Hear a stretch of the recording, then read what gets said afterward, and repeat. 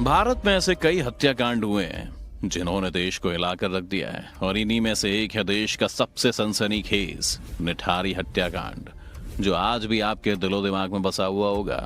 साल 2005 में निठारी के पुलिस स्टेशन में लगातार बच्चों के गायब होने की कंप्लेंट आ रही थी। पुलिस इन केसेस को सीरियस नहीं ले रही थी और वो ये मान रहे थे कि पेरेंट्स अपने बच्चों की उम्र गलत लिखवा रहे हैं। और मिसिंग बच्चों में सबसे ज्यादा लड़कियां ही थीं, इसीलिए पुलिस को लगता था कि वो घर छोड़ के भाग गई हैं। लेकिन 2005 में एक दिन नोएडा के सेक्टर D5 में क्रिकेट खेलते बच्चों को पीछे नाले में एक हाथ मिला और इस एक हाथ ने पूरे इलाके को हिला दिया था। लेकिन पुलिस वालों को जब यह बताया गया तो उन्होंने गांव वाले से कह दिया कि इंसान का नहीं बल्कि जानवर का हाथ है। लेकिन 29 दिसंबर 2006 में हुए इस कांड के खुलासे ने लोगों को हिलाकर रख दिया था। यह एक ऐसा कांड था जिसके खुलते ही देश भर में हलचल मच गई थी। मैंने उसी टाइम तुरंत काट करके और इसका मैंने बाजू और ये सीने का एक पीस भी खाया।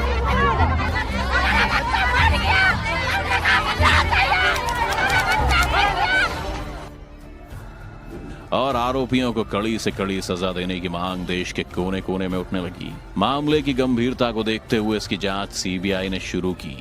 अब दोषियों का क्या हुआ ये तो हम आपको बताएंगे ही, लेकिन पहले आपको फिर से लेकर चलेंगे इस दिल दहला देने वाली कहानी में और दिखाएंगे निठारी के नर पिशाच का पूरा सच।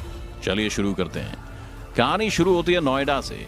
करोड़पति मोनिंदर सिंह पंधेर और नौकर सुरेंद्र कोहली के उस खूनी बंगलो नंबर D5 का भला कौन भूल सकता है। कौन भूल सकता है कि इस कोठी में इंसान के रूप में मौजूद राक्षस ने एक दो नहीं बल्कि 17 मासूम बच्चों को अपना शिकार बनाकर इस कोठी में उन्हें दफन कर दिया था। इस कोठी में रहने वाले नर पिशाच बड़े ही शातिर ढंग से गांव के भोले भाले मासूम बच्चों को किसी न किसी बहाने अपने पास बुलाते थे। उसके बाद उनके साथ हैवानियत की हदें पार कर उनकी हत्या करने के बाद लाश के टुकड़े टुकड़े कर उन्हें नाले में बहा देते थे। लाश के टुकड़े कर पकाया और फिर खाया। इसको मैंने उसी टाइम तुरंत काट करके और इसका मैंने बाजू और ये सीने का एक पीस भी खाया था। अच्छा। हाँ जी, जो मैंने घर में ही मतलब किचन में बनाया था। कहते हैं कि इंसान कितना भी हैवान क्यों ना हो जाए लेकिन उसके अंदर कुछ ना कुछ इंसानियत तो रहती है। लेकिन इन नर पिशाचों के अंदर इंसानियत मर चुकी थी। क्या क्या नहीं किया इस कोठी के मालिक और उसके नौकर सुरेंद्र कोहली ने। ये मासूम बच्चों को अपनी कोठी में ले जाकर उनके साथ कुकर्म किया करते थे। उसके बाद उनका गला घोंट कर उनकी हत्या कर देते थे। इतने से भी मन नहीं भरा तो उनके शव के छोटे छोटे टुकड़े करके कुछ को पका कर ये दोनों खा जाते थे तो कुछ हिस्से को कोठी के पीछे नाले में बहा दिया करते थे।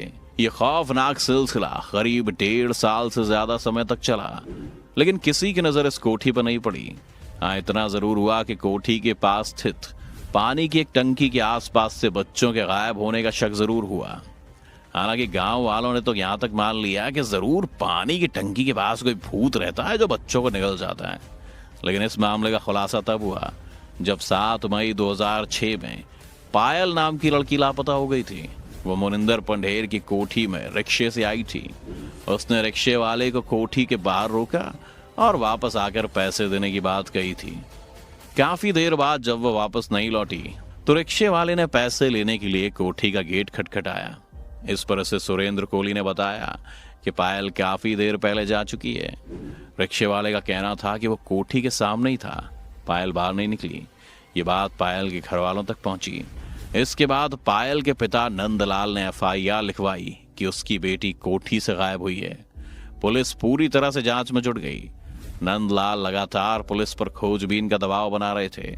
इससे पहले निठारी से 1 दर्जन से ज्यादा बच्चे गायब हो चुके थे। पुलिस को जानकारी मिली कि पायल के पास एक मोबाइल फोन था जो घटना के बाद से स्विच ऑफ था। पुलिस ने उस नंबर के कॉल की डिटेल निकलवाई तो मुंबई से लेकर तमाम जगहों के नंबर मिले। उन नंबरों की जांच की गई जिसमें सुराग मिल गए। उसके आधार पर पुलिस ने कोठी पर छापा मारा। इस तरह से निठारी के नर पिशाच का काला सच 2006 में सबके सामने आ गया। फिर क्या था, एक के बाद एक मामले खुलते गए और जांच दल को बड़े पैमाने पर बच्चों की नृशंस हत्याओं के बारे में पता चलता गया और उसके पास के एक नाले में बच्चों के कंकाल बरामद हुए थे। निठारी का ये कांड इतना खतरनाक था कि इसको 11 जनवरी 2007 को सीबीआई ने पूरा केस अपने हाथ में ले लिया। 28 फरवरी और 1 मार्च 2007 को निठारी के नरपिशाच सुरेंद्र कोहली ने दिल्ली में ACMM के यहाँ अपने इकबालिया बयान दर्ज कराए थे।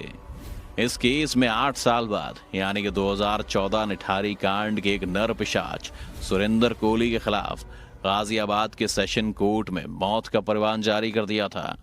कोर्ट ने प्रदेश सरकार को कोहली का डेथ वारंट भेजकर इसे लागू कराने के लिए आवश्यक कार्यवाही करने के निर्देश दिए। गाजियाबाद की सीबीआई विशेष कोर्ट द्वारा आरोपी सुरेंद्र कोहली का डेथ वारंट जारी किए जाने के साथ ही उसकी फांसी के लिए जेल और जल्लाद की तलाश शुरू कर दी गई थी और इस कांड के आरोपी मुनिंदर सिंह पंधेर और सुरेंद्र कोहली फिलहाल गाजियाबाद की डासना जेल में बंद हैं। मौत की सजा। कोहली को रिम्पा हल्दर नामक एक लड़की की 2005 में हत्या के जुर्म में निचली अदालत ने मृत्युदंड सुनाया था, जिसकी पुष्टि इलाहाबाद उच्च न्यायालय ने कर दी थी।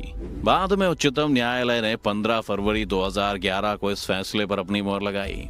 कोहली को सिलसिलेवार हत्यारा करार देते हुए अदालत ने कहा था कि उसके प्रति कोई दया नहीं दिखाई जानी चाहिए। कोहली के खिलाफ कुल 16 मामले दर्ज किए गए। उसके मालिक मुनिंदर सिंह पंधेर को भी रिम्पा हल्दर मामले में मृत्युदंड सुनाया गया था, लेकिन इलाहाबाद उच्च न्यायालय ने उसे बरी कर दिया। कोहली के खिलाफ दर्ज 16 मामलों में से 5 में उसे मृत्युदंड सुनाया गया है।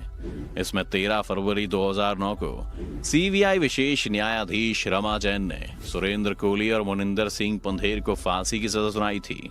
बाद में इलाहाबाद हाई कोर्ट ने पंधेर को बरी कर दिया, जबकि सुरेंद्र की सजा बरकरार रखी। सुप्रीम कोर्ट ने भी सुरेंद्र कोहली की सजा को बरकरार रखते हुए उसकी अपील को खारिज कर दिया। जब तक इसकी मौत ना हो जाए तब तक लटकाओ।